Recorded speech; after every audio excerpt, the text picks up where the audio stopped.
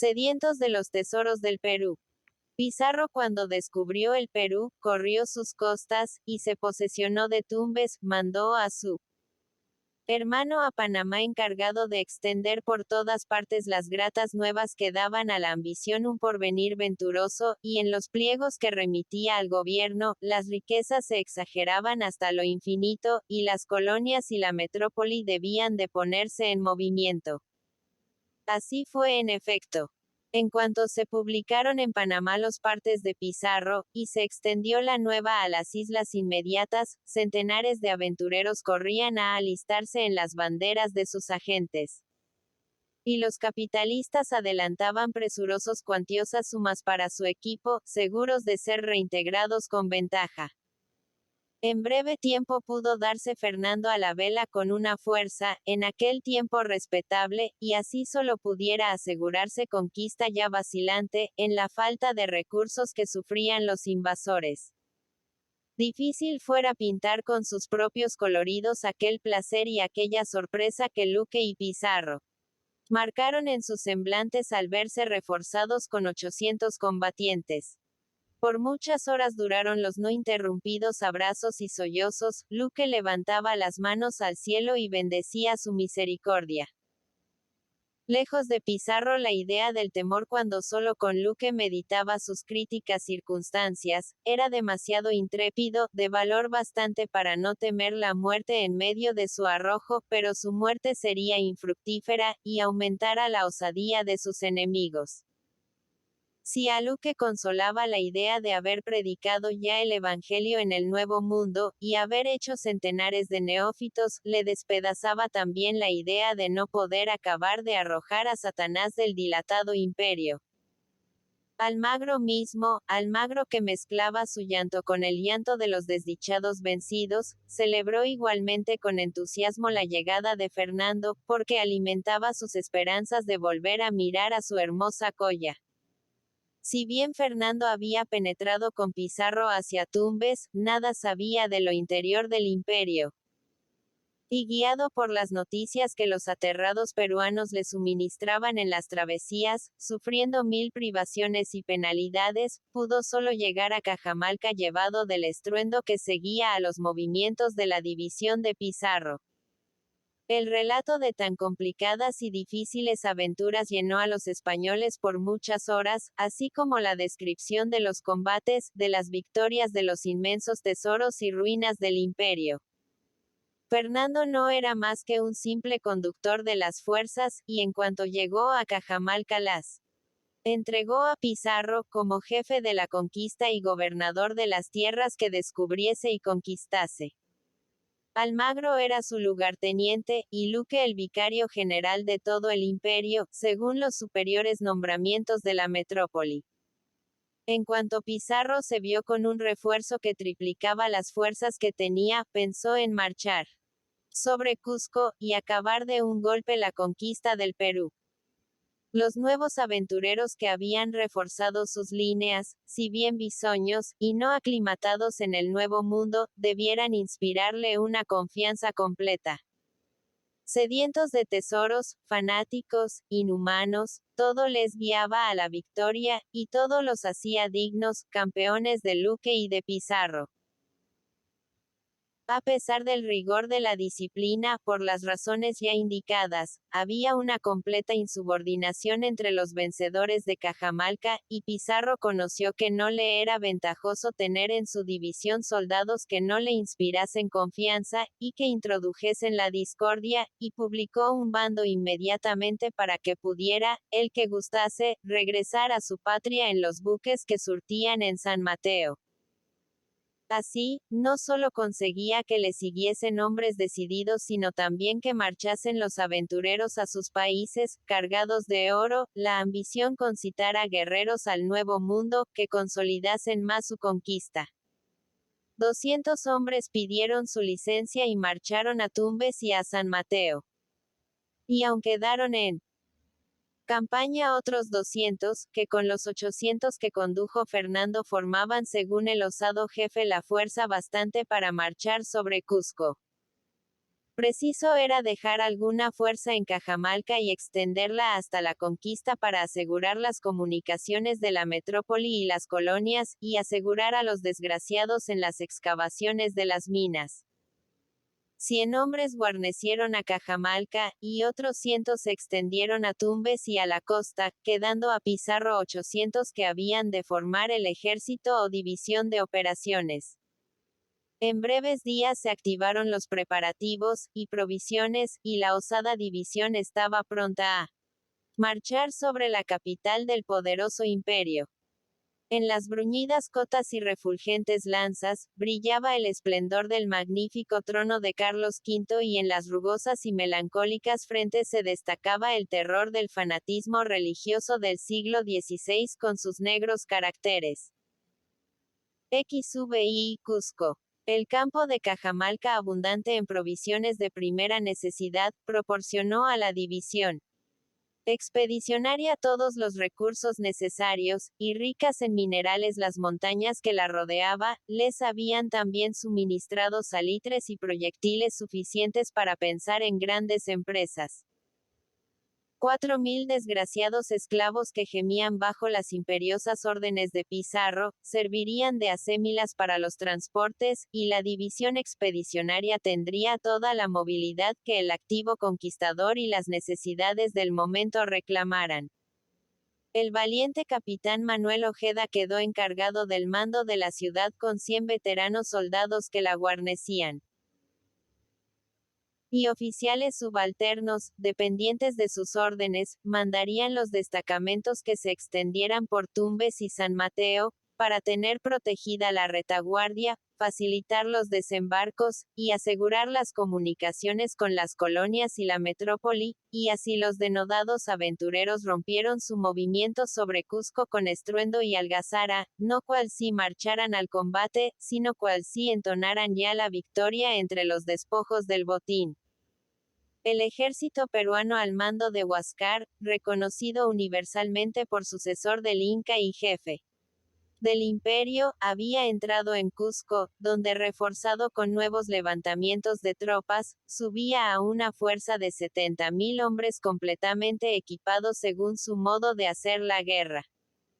Nada ignoraban de las violencias cometidas por los invasores en Cajamalca, sabían las víctimas que inmolaban en las excavaciones y explotaciones de las minas y conducción de los transportes. Sabían la inicua ley que los condenaba a renegar de sus dulces creencias y a la esclavitud, o a morir entre las llamas, y todo el ejército, animado por el valiente Huáscar, estaba decidido a morir en el campo de batalla, o hundirse entre los escombros del Cusco, antes que ser esclavos de los venidos del Oriente. Un respetable congreso de ancianos contribuía con su consejo al régimen del imperio. Ibericochas hablando en nombre del sol a los peruanos, con el lenguaje de los dioses, no con el de la muerte y el exterminio, encendía dulcemente los ánimos para ser víctimas gloriosas, antes que ingratos a los beneficios del astro luminoso. Ocoyo inconsolable lloraba a su adorado Inca. Sus virtudes y su pura castidad la merecieron el respeto y la admiración de Huáscar, de Bericochas y del Senado.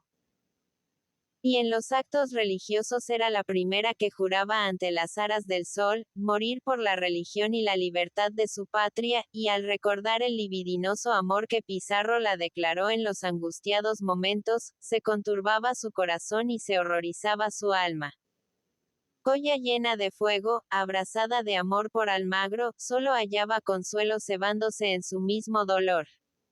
Almagro era su alentar y sus delicias, había conocido la simpatía de sus almas, y Colla era la víctima más triste del amor.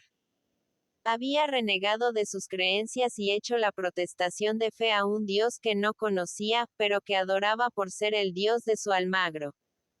La sombra de su patria conturbaba sus sueños, la sombra de su adorado la despedazaba el corazón. Tal era la posición de los héroes del imperio. Todos gemían, y su llanto era estéril a su patria. Huáscar valiente, osado, sensible, de conocimientos muy superiores a los de sus compatriotas, era el ídolo del ejército y del Senado, y obraba con la mayor actividad para prepararse a la guerra. Sin embargo, conocía la superioridad de las armas de los venidos del Oriente, y dudaba de la victoria. Sus primeros cuidados fueron espiar a sus enemigos y saber con anticipación sus movimientos, y supo la llegada de las nuevas fuerzas, y la marcha de Pizarro sobre Cusco. Aunque los peruanos, ya muy lejos de creer que los invasores fuesen hijos del sol, ni deidades, se desanimaron al saber que recibían refuerzos, suponían ya un plan muy combinado, y matar a 50 o 60 de sus opresores, había costado más de 15 o 20.000 víctimas al imperio de todos rangos y distinciones. Pero siempre, nobles y humanos conservaban la vida de un corto número de prisioneros que tenían en su poder. La fuerza moral de los ejércitos tal vez estaba nivelada, la ambición de los invasores y su negro fanatismo decretaban el exterminio de los peruanos. La religión y la libertad del imperio reclamaban la sangre de los invasores. 20 jornadas distaba Cusco de Cajamarca, y había desfiladeros y montañas que guarnecidas de cortas fuerzas peruanas no dejaron de causar embarazos a la división expedicionaria. Pero en estas ligeras escaramuzas siempre fueron vencedores los europeos, aunque sufrieron empero algunas pérdidas y admiraron de nuevo el heroico valor y la bravura selvática de los peruanos. Todos los días se les ofrecían ejemplos de guerreros que, imitando a los griegos de las Termópilas, corrían a una segura muerte, ya para salvar a sus compañeros, ya para hallar en el sepulcro un asilo inviolable a su libertad y religión. Pizarro y los suyos denodados arrollaban a sus enemigos, y se preparaban a nuevas victorias. El valor de los castellanos en el siglo XVI era la admiración de la Europa. El Nuevo Mundo la cuna de héroes y el trono de los godos una encumbrada montaña que desdeñando la tierra se ocultaba entre el cielo. Coya. Después de 1000 fatigas la división española dio vista a Cusco y se estremeció el Senado, el ejército y el pueblo. Públicas eran las escenas de Cajamarca. Cusco, la capital del imperio, era el último suspiro de su libertad y de su culto, el sepulcro se entreabría bajo los pies de los guerreros, y el sonido de las roncas cadenas aterraba al infante y al anciano. ¡Oh malditos tesoros! Más valiera que naturaleza os hubiera lanzado en las cimas de los cavernosos mares, y la tierra no se empapara en sangre de inocentes. Cuando Almagro descubrió los muros de Cusco, una dulce sonrisa brilló en sus mejillas, y una halagüeña melancolía se fijó en sus miradas. Allí estaba su hermosa Coya, sus delicias y su tormento. El bien de su patria mandaba la conquista del imperio, sus sentimientos religiosos, la destrucción de las aras del sol. Coya adoraba al Dios verdadero, pero Coya amaba ardientemente a su patria, y su amor sería un lúgubre fantasma que atormentara su existencia, en cuanto no fuese una sola la patria de los dos amantes. En las escaramuzas del camino se habían cogido muchos prisioneros peruanos, a todos preguntaba Almagro por su adorada, y todos le respondían derramando un copioso llanto: Coya es descendiente de los incas, es hija del sol, su patria es su ídolo, y morir por su patria son todas sus delicias. Coya, si en un momento de ternura, de arrebato, víctima del amor, abandonó su culto, con copioso llanto había purgado su perjurio y vender a su patria no sería su segundo crimen. La división española, teniendo que arrostrar muchos combates y habiendo marchado con rapidez, tomó algunos días de descanso a vista de Cusco, para rehacerse de sus fatigas y para observar la política de los sitiados. A Cajamarca llegaron los españoles como amigos, y unas cómodas tiendas abastecidas de víveres, y una campiña coronada de frutos, les ofrecieron cómodo descanso y abundante sustento. A la llegada a Cusco solo hallaron cerradas selvas que les proporcionaran abrigo, y robustos troncos para atizar las hogueras. Pero la campiña estaba desolada, y Pizarro halló no pocos embarazos para proporcionarse víveres, porque todo lo habían arrastrado los peruanos dentro de los muros. Si con su sola división de 800 hombres hubiera atendido a todo, hallara aún mayores obstáculos. Pero 4.000 esclavos le condujeron los transportes de Cajamalca, y escoltados de algunos castellanos, corrían las campiñas del Cusco y conducían víveres de largas distancias. Estos desgraciados, que huyendo de la muerte, sin haber abandonado su corazón el culto del sol, recibieron las aguas del bautismo, transportaban cada uno 5 arrobas, peso muy superior a las fuerzas de un peruano, y a centenares caían en los caminos, abrumados y sofocados de sus cargas, o desfallecían entre sudores por falta de alimentos. Los invasores faltos de caballos y persuadidos por la experiencia del terror y los estragos que ocasionaba la caballería en sus enemigos, hasta los caballos de tiro de la artillería los habían montado, y los esclavos arrastraban los cañones, que tronaban contra sus hermanos. En los terrenos quebrados y en las refriegas, el inexorable látigo del Señor estaba siempre levantado, y el infeliz que caía era atropellado y despedazado, y con la velocidad del rayo se reemplazaba por otro más desgraciado que aún vivía para sufrir.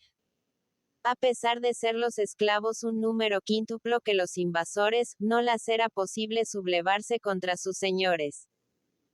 Un grueso cuerpo de reserva cuidaba de sujetar la multitud, y al menor síntoma de desobediencia se ponía a tormento al que se llamaba reo, y la sangre de 100 inocentes corría para terror de sus compañeros. Tendida la división por las amenas vegas del Cusco, se preparaba a la toma de la ciudad y a la ruina del imperio. El ejército peruano no cabía dentro de los muros, y poderosos cuerpos vagaban por la comarca, ya sosteniendo las comunicaciones de la capital, ya presentando formidables amenazas a los enemigos. Todos los días se trababan escaramuzas más o menos considerables, pero nunca se aventuraban choques decisivos, porque uno y otro ejército los evitaba observándose mutuamente. Los invasores conocían su corto número, y los peruanos temían los efectos de las armas europeas. Mas Pizarro, siempre intrépido y fogoso, siempre un torrente irresistible, arrastraba tras sí el carro de la victoria, y cada día aumentaba una hoja a su corona de laureles. Oh, si hubiese sido sensible. Almagro, que no veía a su Colla, detestaba su existencia, y el sol no brillaba fúlgido a sus ojos. Algún tanto más unido con sus compañeros, inspirándoles siempre la dulzura, les habló al fin un día con un lenguaje propio a su carácter. Tal vez para conquistar el nuevo mundo no será necesario enrojecerle en sangre. La dulzura, la admiración y la persuasión nos darán más segura victoria. No, reponía Pizarro.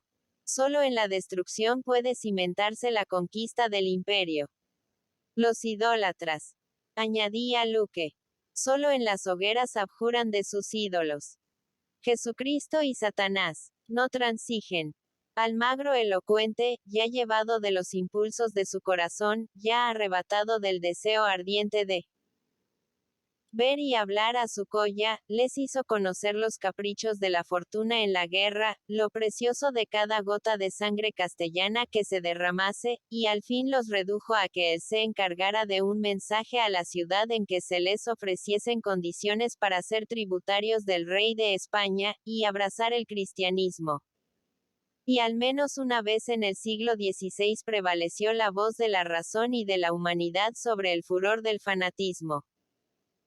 18 Mensaje. Huáscar, elocuente y animado de todas las virtudes, no solo daba ejemplo a sus guerreros de despreciar los peligros, sino que también a cada instante los arengaba con entusiasmo sobre los encantos de la libertad, y les pintaba el rugido de las poderosas cadenas que amarrarían sus brazos, si se dejasen vencer de los venidos del oriente.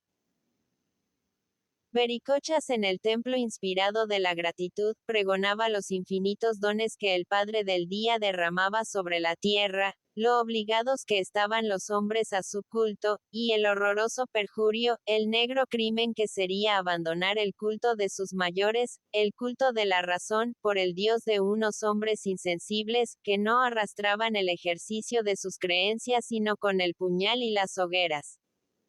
Enardecidas las almas, los peruanos se arrojaban valientes a la muerte, y el valor de los españoles se veía 1000 veces comprometido. Pero los castellanos eran la admiración de la Europa en el siglo XVI, su impavidez les había dado el imperio de dos mundos. Pizarro era tan arrojado como halagado de la suerte, y al rigor de sus armas matadoras cedían los numerosos ejércitos del imperio.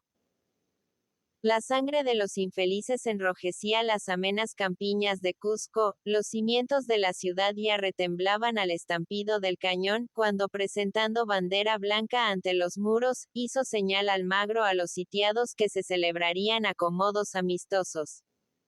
Difícil era la posición de los ejércitos, unos y otros apenas tenían más elección que la muerte o la victoria. No solo era guerra política, era también guerra religiosa, y la lúgubre historia de las preocupaciones y del fanatismo, ha teñido de sangre las páginas de la historia, más que las sucesiones de los tronos, y la ambición de los reyes.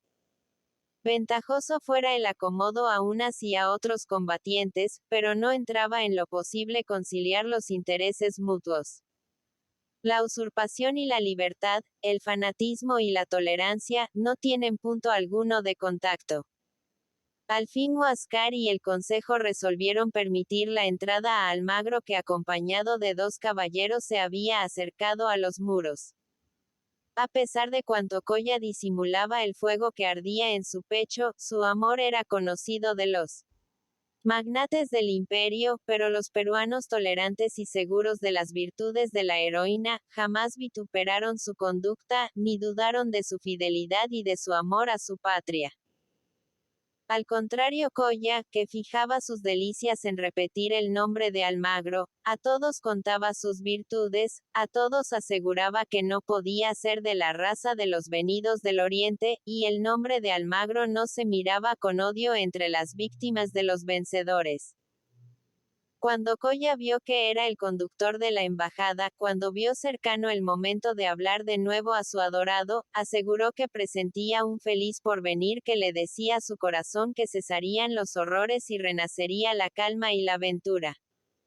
Colla precipitada corrió a la puerta, y los 2 sensibles amantes enmudecieron en un éxtasis profundo. Aquellos resentimientos de la muerte de Ataúlpa, volaron de la mente de la hija del sol, y solo la ternura inspiraba las almas. A cuán caro precio vende el amor sus delicias a los sensibles pechos. Un llanto involuntario corría por las mejillas de los 2 amantes, y sus lágrimas parecían maldecir el rigor de su suerte, pero Colla al lado de su ídolo le repetía entre sollozos: una dulce mirada de amor recompensa un siglo de tormentos. Los peruanos conocían muy bien los nombres de los españoles, y sobre todo los de los 3 jefes de la expedición. Y el de Almagro era querido en el imperio, porque eran conocidas sus virtudes. Ya a un esclavo le dio libertad desprendiéndole de la dura argolla, ya salvó de la muerte a un desdichado esposo, ya socorrió las aflicciones de los vencidos, y todos respirando gratitud habían publicado en Cajamalca, en Cusco, y en el ejército, su beneficencia y su piedad. Un pueblo inmenso, ensangrentado, con las marcas de la agonía en su semblante, rodeaba al guerrero por las plazas y calles en un funeral silencio. Y el consejo y el emperador reunidos en el foro esperaban con impaciencia al mensajero. Preciados mármoles y pórfidos cubrían el pavimento del salón espacioso, planchas de oro y plata, sencillamente dispuestas sostenían la techumbre, y vistosas plumas de 1000 colores guarnecían los espacios con delicado artificio. Conducido allí Almagro reinaba un silencio sepulcral en la asamblea y en el inmenso auditorio cuando Huáscar se levantó de la silla de la presidencia y exclamó con tranquilo acento: Guerrero, los peruanos saben sepultarse entre las ruinas de su patria antes que ceder con ignominia. Habla si traes paces decorosas. Si no marcha, y di a los tuyos que abran nuestros sepulcros. Un sordo murmullo de aprobación conmovía la asamblea, y Almagro prorrumpió elocuente. No, inocentes peruanos, los venidos del oriente no gustan de sangre y de exterminio, quieren vuestra amistad y ser vuestros hermanos.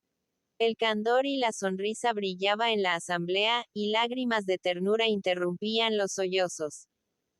Coya, sin apartar sus miradas de Almagro, le parecía ya gustar la copa deliciosa del amor en medio de la calma, y bendecía al Dios de verdad que adoraba. Sí, Almagro, proseguía Huáscar.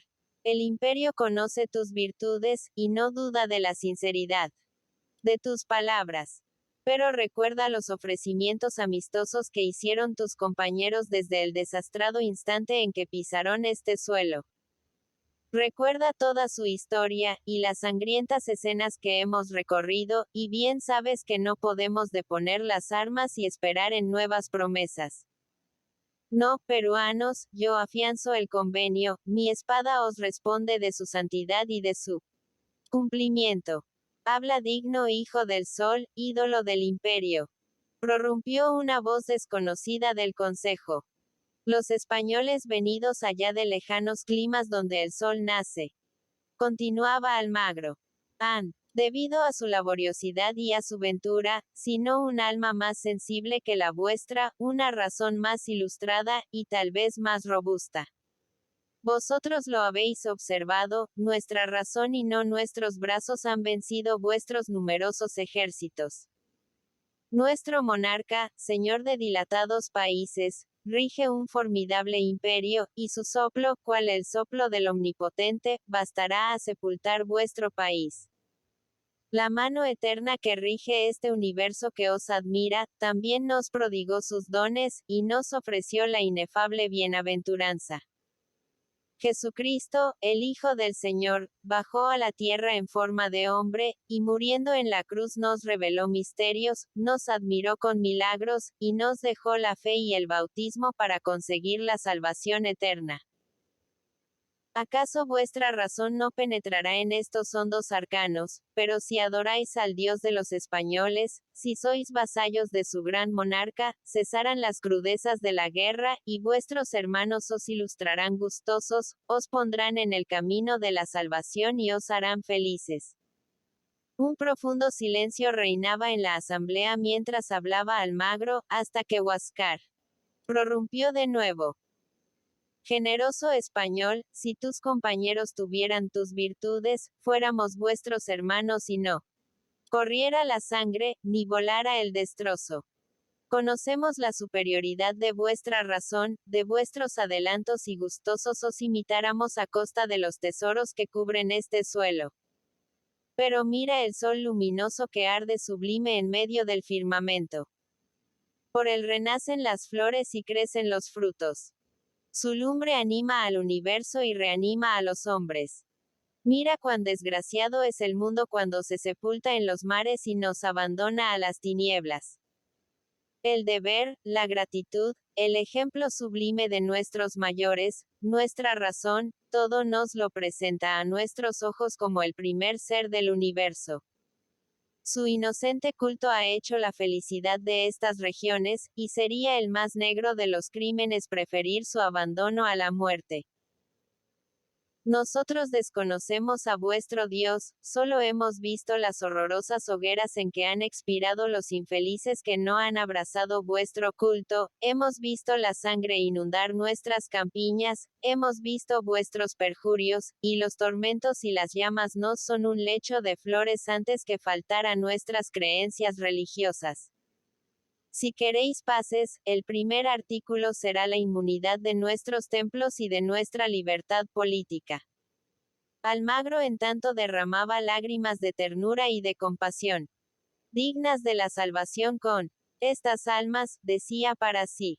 Jesucristo iluminará su razón, y les revelará sus dogmas. Sensibles peruanos. Repetía. No me presento a vosotros como un guerrero y menos como un conquistador, solo como un hombre sensible que os ama y os desea la aventura. Vuestra sensibilidad y vuestras virtudes os hacen dignos de la felicidad terrestre, y de la bienaventuranza eterna. Crid a quien os ama, abrazad el culto de Jesús, sed vasallos del gran rey de España, y que cese el llanto y el destrozo. Como sacerdote del imperio, prorrumpió Vericochas. Mío es el derecho de responder a tus acomodos religiosos, y el pueblo y el Senado tal vez respetarán la opinión del sacerdote. Adorando al Padre del Día floreció el imperio dilatados siglos, la gratitud inspira a sus adoradores, pero el astro luminoso quiere en sus hijos el convencimiento de la razón, no las modulaciones de los labios.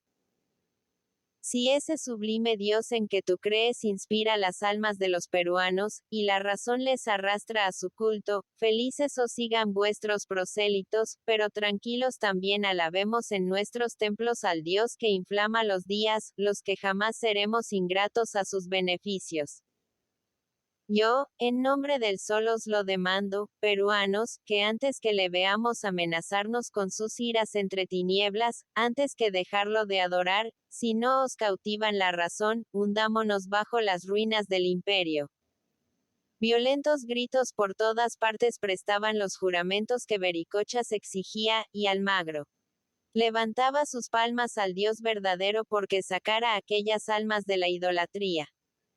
Yo, como vuestro monarca, exclamó Huáscar, contestaré en cuanto a nuestra libertad política, y el pueblo y los sacerdotes quizá aprobarán mi voto. Lejos de mí la ambición del mando, jamás por sostener mi trono sería perjuro a mi patria. Nuestras leyes políticas han labrado la felicidad de nuestros mayores, en nuestras leyes está cifrada nuestra aventura, y si pudiéramos lanzar a los mares a los venidos del oriente, nuestra sangre regaría el árbol de nuestra felicidad. Mi voto es el de la guerra.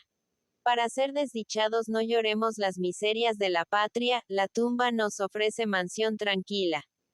No, Huáscar. Le interrumpió Almagro. No te dejes arrebatar del valor y del entusiasmo.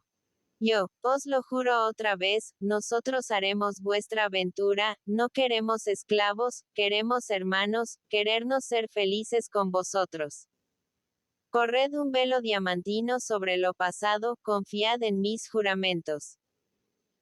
Un anciano consejero alzó la voz y dijo: La paz o la guerra deciden de la suerte del imperio. Retirándose el enviado podremos hablar con más libertad y acierto decidir la suerte de nuestra patria.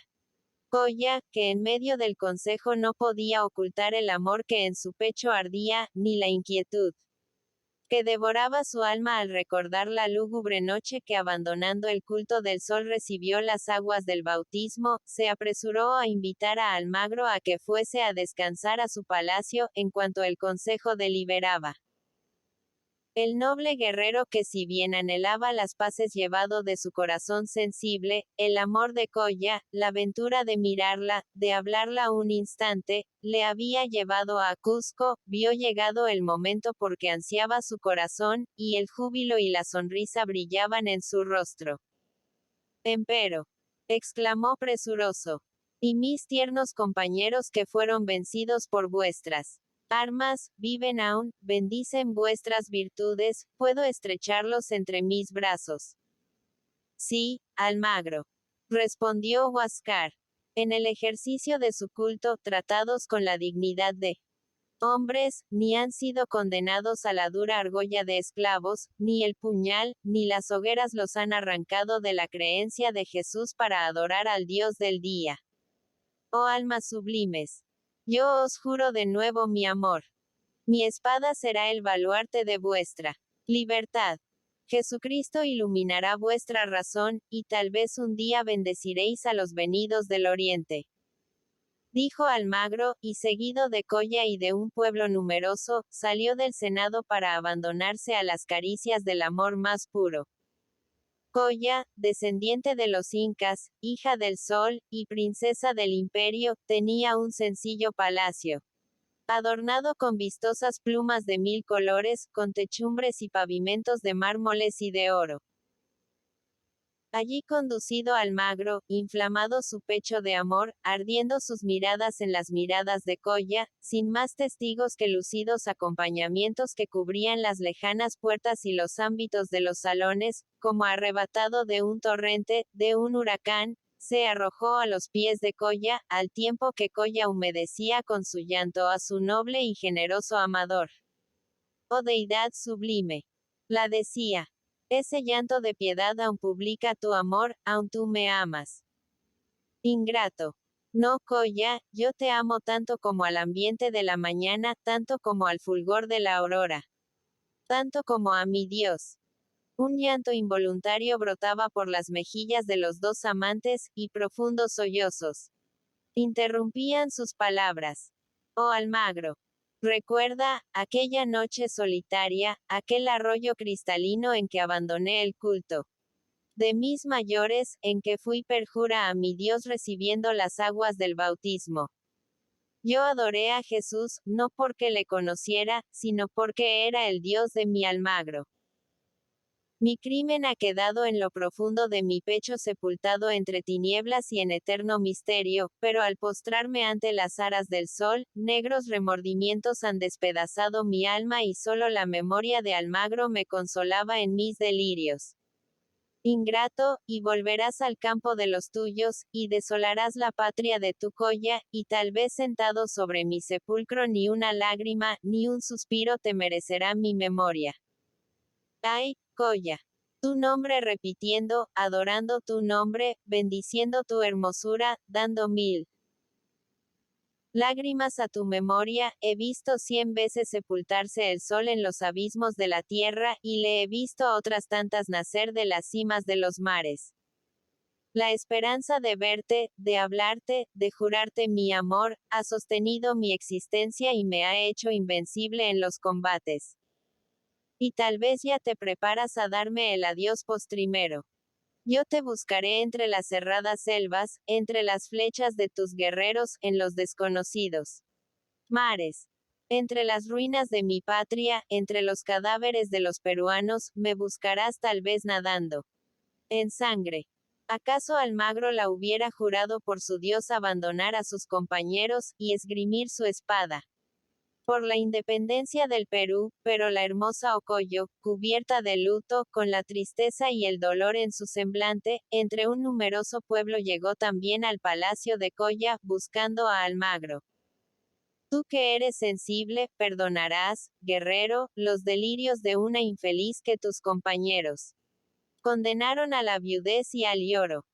Los restos del infeliz Ataulpa, sus cenizas, existen aún en vuestro campo.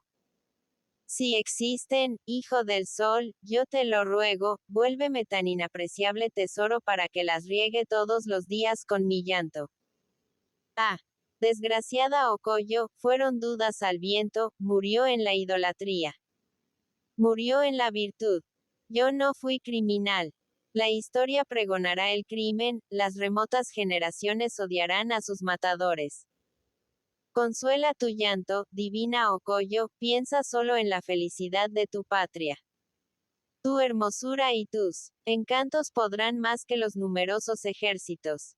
Solo a mi triste patria puedo ofrecer la estéril ofrenda de mi llanto. No, Ocoyo, puedes salvarla de sus ruinas, puedes romper las cadenas de los esclavos, puedes vencer al conquistador de tu imperio. Pizarro te ama con furor, tus miradas penetraron en su pecho y encendieron en él un volcán horrible, tú lo sabes, él te reveló el secreto, tú puedes amar al matador de Ataulpa. Lo dicta el bien del Perú. Es sacrificio superior a mis fuerzas, la sombra de Ataulpa, qué horror. Almagro, que conocía el impetuoso carácter de Pizarro, y el amor que ardía en su pecho, al verla Firme resolución de la hermosa, presagió los más enlutados destinos en el porvenir del nuevo mundo. Fijando elocuentes miradas en su colla, vamos, la decía, ya el consejo habrá decidido la suerte del imperio. Ocoyo, Colla y Almagro entre lucidos acompañamientos marcharon al consejo en la mayor zozobra. Ya los consejeros habían deliberado, y presentaron las paces al mensajero. Si tus compañeros, exclamó Huáscar, quieren las paces, dignas son de su valor y del poder de su gran monarca. Pero si rehúsan nuestras proposiciones, no esperéis humillación en los peruanos, sosteniendo sus leyes y sus templos quedarán gloriosamente sepultados entre las ruinas de su patria. Desde el infortunado momento en que pisaron este suelo, hemos sido víctimas de nuestra inocencia, y no de nuevo nos entregaremos a la buena fe, si no se nos ofrecen garantías. Almagro prorrumpió. Yo soy el encargado de contratar las paces. No faltarían mis compañeros a sus juramentos. Difícil es daros satisfactorias garantías. Pero si desoyeren los preceptos de nuestra santa religión, yo os juro por Jesucristo que abandonaré sus filas, que combatiré a vuestro lado. También tengo secuaces en mi campo, y tal vez comprometieran la victoria. Tus virtudes han merecido la confianza del imperio, repuso Huáscar, tu juramento es bastante. Contigo sería nuestra la victoria. Oye pues el convenio. 1. Los templos y las leyes del Perú serán inmunes, y solo los peruanos podrán reponer o variar sus leyes políticas y religiosas. 2. Los españoles vivirán bajo el imperio de las leyes de su monarca y el libre ejercicio de su culto. 3. Los españoles podrán predicar su religión, valiéndose de la persuasión para convertir a su creencia. 4. El imperio del Perú pagará al gran monarca del Oriente anualmente 100 arrobas de oro y 12.000 de plata. 5. Los españoles podrán vender y comprar libremente en el Perú. 6. Canje de prisioneros. Estos son los convenios. Repetía Huáscar. Nada puede variarse de los artículos. Si queréis paces, si Almagro garantiza los juramentos, cesarán la muerte y los estragos. Pero si buscáis nuestro oprobio os declaramos la guerra hasta hundirnos en el polvo. Almagro escribió detenidamente los artículos, y exclamó al consejo. Dignas del gran monarca del Oriente y de vosotros son las paces, yo las acepto. Yo procuraré que mis compañeros las juren ante los santos evangelios, y entonces Almagro responderá de su inviolabilidad. Mas, peruanos, un medio sencillo nos ofrece la suerte para estrechar nuestros lazos. Ocoyo suspira en la viudez, Pizarro la idolatra. Que la hermosa ante las aras le dé el dulce nombre de esposo. Al matador de Ataulpa. Gritó Ocoyo. Yo solo puedo detestarle. Vericochas contestó que el amor era inviolable en el Perú, que solo a Ocoyo tocaba responder al guerrero.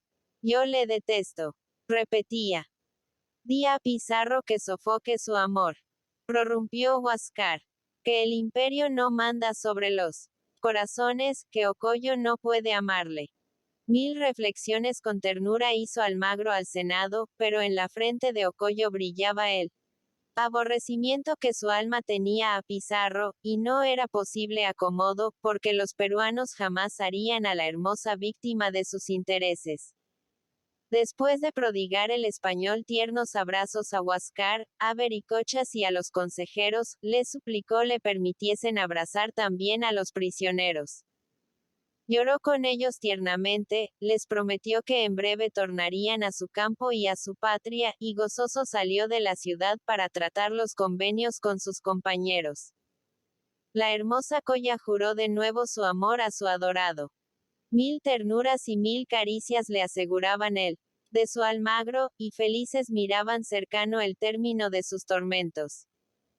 Coya, aunque educada entre los ejércitos, bendecía las paces, y Almagro, aunque nacido entre el ruido de los aceros, solo en las paces hallaba el medio de gozar las caricias de su Coya.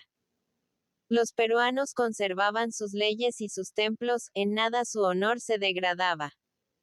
Si pagaban inmensas sumas a los españoles, también aprenderían sus ciencias, sus artes y su civilización, unos y otros serían felices. Los siglos y las costumbres estrecharían sus lazos, en España correrían los torrentes de oro del Perú y amigos y hermanos libres, les serían más ventajosos que desgraciados esclavos. Así lo dictara la razón, y lo mandara el bien de las naciones, pero en el siglo XVI en la corte de Carlos V y sus delegados, la espada y la cruz pesaban más que la razón, más que la humanidad y más que el bien de las naciones. Luque.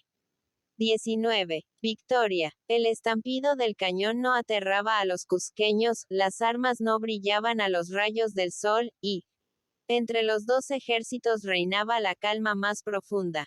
Almagro salió de la ciudad, lleno de las dulces esperanzas que su razón, su sensibilidad y su amor le inspiraba. Y el Senado y los peruanos esperaban tranquilos el resultado definitivo de la negociación. Coya, al frente de sus batallones, parecía ya perder aquel entusiasmo guerrero que en las líneas intestinas la había conducido a la victoria. La languidez del amor brillaba en su semblante y el amor endulzaba su alma, y realzaba sus encantos. Ocoyo, sumergida en dolor, lloraba por Ataulpa, y la ruina de su patria. Recordarla el nombre de Pizarro era su mayor tormento. El matador del Inca no podía hollar la tierra al mismo tiempo que la hermosa. Llegó Almagro a su campo y Pizarro y Luque, infatigables, no pensaban en honrosas paces para los peruanos. Pensaban solo entender y desarrollar sus planes de destrucción y de conquista a sangre y fuego.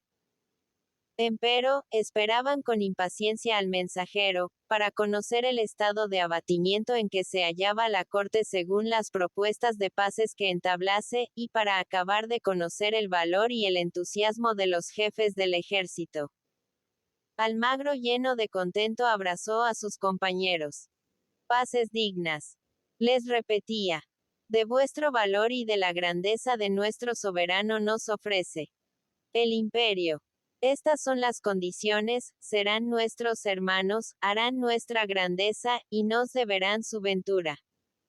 Si aceptáis las paces como la razón y el interés lo dictan, no serán de nuevo violados los juramentos, mi espada ha respondido de su santidad. Pizarro y Luque callaban con misterioso silencio. Vista las condiciones que llevaba Almagro, Pizarro gritó que quería esclavos, y Luque que en nombre de Jesús, pedía la demolición de los templos del sol. No, ni treguas, ni paces. Decía el gobernador. Jamás. El honor de las armas españolas, el interés de mi monarca dicta la guerra. Los peruanos amarrados a la cadena adorarán la cruz, y arrancarán del centro de las montañas los tesoros para adornar el trono del rey de Castilla. Tú lo sabes, Pizarro. Lo interrumpió Almagro. Criado en la guerra, he sido el primero en volar a los peligros, la muerte no me intimida, el deshonor me aterra. Combatir y morir por mi patria han sido mis delicias, y será mi gloria.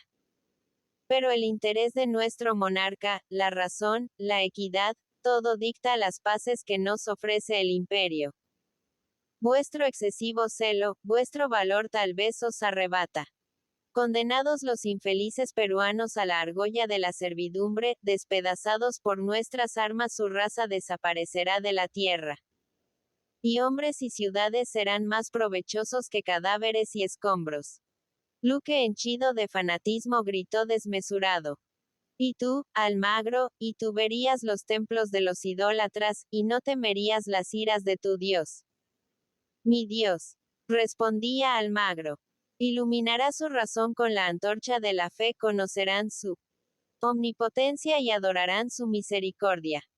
El puñal y las llamas no cautivan la razón, arrancan solo frías palabras de los labios, jamás mueven las almas, y Jesucristo quiere el culto interno, el externo es pompa vana. Satanás se apodera de tu corazón. Implora la piedad del Dios que adoras. Luque se estremecía de horror. Pizarro, sepultado en profundo silencio, resolvía allá en su mente sangrientos planes. Y Ocoyo le decía a Almagro: es accesible a mi amor, ceden sus encantos al poder del vencedor del Perú. Tal vez tus halagos y tus caricias podrán cautivar su alma, si oye tu pecho la ternura, pero ahora se estremece al oír el nombre de Pizarro. Se estremece. La sangre de Ataulpa está aún corriendo en su memoria. Y el amor, decía Luque, habrá de arrebatar los preciosos momentos que debéis a vuestro Dios y a vuestro rey. Pensad solo en la conquista del Perú, despreciad la vana pompa de Satanás. Ocoyo y Coya están inspiradas del demonio para sembrar la discordia en nuestro campo. Oíd la voz de vuestro vicario, hijos míos, corred a las armas, proclamad la victoria, no provoquéis las iras del Señor, no queráis que os fulmine el terrible anatema. Escuchad la piedad, clamaba Almagro. Tu Dios manda la victoria. Decía Luque. El honor de las armas españolas pide la destrucción. Exclamaba Pizarro. En vano fuera la mediación de Almagro. El fanatismo jamás transige, la ruina del imperio estaba decretada. Su corazón en tanto sufría el más crudo tormento. No admitiendo las paces, acaso no volviera a mirar a su adorada. Coya al frente de los guerreros volaría a la muerte, el sepulcro arrebatará sus delicias, o el encarnizamiento de la guerra los separará eternamente. Pizarro, al contrario, solo en la guerra hallaba sus esperanzas para con Ocoyo. Su carácter no le permitía doblegarse a la ternura, y el orgullo de vencedor podía en su alma más que las inspiraciones del amor. Mil ideas atormentaban a Almagro. Renunciar a su amor no le era posible. Vender a su patria era un crimen. Atentar contra su vida una moral opuesta al cristianismo. En tan lastimoso estado, enajenado en delirios, corrió cerca de Cusco. Volad a las armas, dijo a los peruanos. Luque y Pizarro se niegan a las paces. Decid al Senado que Almagro no ha podido enternecer las almas de sus compañeros, que está la ruina del imperio decretada. Decid a Coya que la adora Almagro. Veloz también como el rayo huyó de los muros, y volvió a sus tiendas, dejando llenos de terror y confusión a los cusqueños. Y en tanto Luque y Pizarro observaban cuidadosos los raptos de su compañero. Se prevenían a asegurarse de una traición a sus armas, y preparaban el golpe para destruir a un jefe que bajo ningún concepto les pudiera ser útil en sus planes. No se manejaron los acomodos con tanto secreto que todo el campo español no supiera las condiciones que ofrecían los peruanos, y si el mayor número estaba por el asalto y la rapiña, también. Almagro tenía secuaces, porque había hombres sensibles. Empero, Pizarro, violento en sus órdenes, al desobedecimiento seguía la muerte, y Luque, que hablando en nombre del cielo, tenía un mágico poder sobre los fanáticos del siglo XVI. Uno y otro supieron aprovechar los momentos, dando precipitación a las evoluciones militares, no dejando así lugar a los raciocinios y a las conjuraciones, y Pizarro amenazaba con la muerte y Luque con la excomunión. Dar el violento paso de deponer a Almagro pudiera comprometerlos en los momentos más críticos, y resolvieron conforme seguir disimulando hasta completar la victoria. En la ciudad se advertía un rápido movimiento. Los gritos de Almagro bien pronto cundieron hasta el Consejo, y resonaron en los más lejanos ámbitos de Cusco. Todos corrieron a las armas. Huáscar infatigable animaba con su entusiasmo a los guerreros, y los sacerdotes del sol, con falaces agüeros y profecías, derramaban la confianza entre los valientes. Ocoya, inflamada por el amor de su patria, despesado su corazón con la memoria del abandono de sus altares, admirando por otra parte las virtudes de Almagro, abultadas a sus ojos, animaba también a los soldados. Y todos volaban a la muerte entonando cánticos al sol y a la libertad. Pizarro tendió de nuevo su división, y comenzó feroz el combate. Casi ya arruinados los débiles muros, se estremecían al estampido del cañón, y caían derrocados. 3 veces Pizarro al frente de su columna avanzó al asalto, 3 veces los peruanos lidiando con indefensos pechos contra las cotas y los aceros, rechazaron de los muros a los españoles. Millares de cadáveres peruanos servían a los sitiadores de escala al asalto, pero el valor de los indios superior a los peligros y a la muerte, no se aterraba al silbido del plomo ardiente ni al fulgor de los aceros. La lucha era sangrienta. Los españoles, aguerridos e invulnerables a las armas de sus contrarios, cedían empero al número y al esfuerzo, y el estandarte del imperio ondeaba tranquilo sobre los muros. Tanto tiempo Pizarro batallando en el Perú, conoció la táctica y el modo de hacer la guerra de los peruanos. Ya por seguras observaciones, ya por noticias que tomaba de los prisioneros, sabía que cogiendo el estandarte del imperio el ejército se declaraba en fuga, y era del enemigo la victoria. Persuadido de esta idea formó su sistema de ataque. Puesto a la cabeza de 100 soldados escogidos, y apoyado por toda su división en columna cerrada, marchó rápido hacia el estandarte, que ondeaba en las ruinas de la brecha.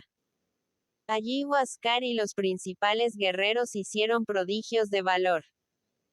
Allí la muerte con 100 garras devoraba 1000 víctimas en cada instante, corría la sangre, volaba el destrozo, pero el irresistible esfuerzo de Pizarro, sus armas, su disciplina habían de decidir de la victoria, y Pizarro blandiendo la espada en su diestra, con su siniestra arrebató el estandarte, y el ejército del imperio se declaró en fuga presurosa.